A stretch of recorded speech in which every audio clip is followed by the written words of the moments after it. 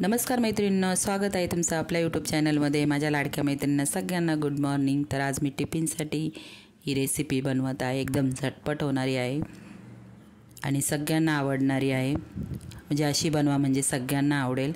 तर इथे मी तेल टाकून घेतलेले, तेल गरम होऊन द्यायचं कडकडीत। त्यानंतर 2 मोठे कांदे घेतलेले आहेत, मस्त बारीक चिरून घ्यायचे कांदे।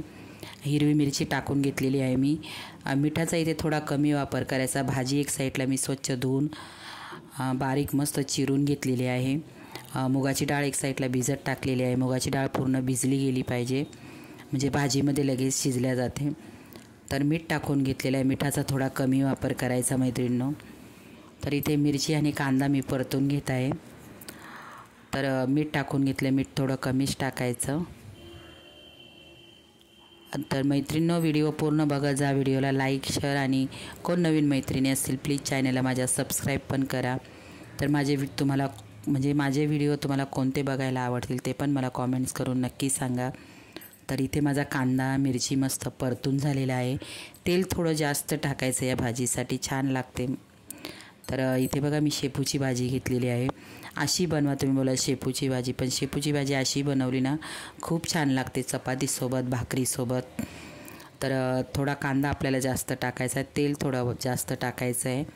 आणि इथे बघा भाजी मस्त अशी बारीक चिरून घेतली, स्वच्छ धुवून घेतलेली आहे। तर भाजी टाकून घेते। शेपूची भाजी लगेच शिजल्या जाते, झटपट होते।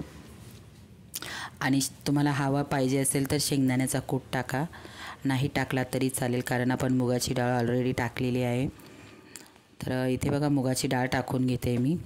मुगाची डाळ भिजवली ना लगेच भाजी बरोबर शिजल्या जाते, जास्त वेळ नाही लागत मुगाच्या डाळीला शिजायला।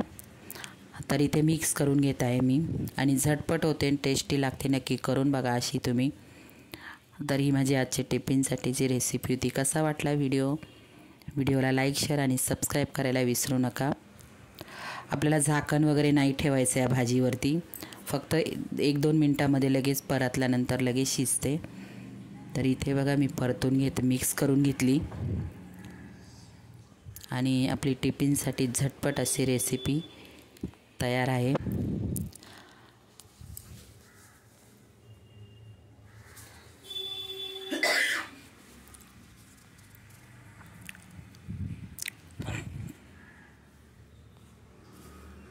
तर इथे मी शेंगदाण्याचा कूट पण टाकून घेतलेला आहे।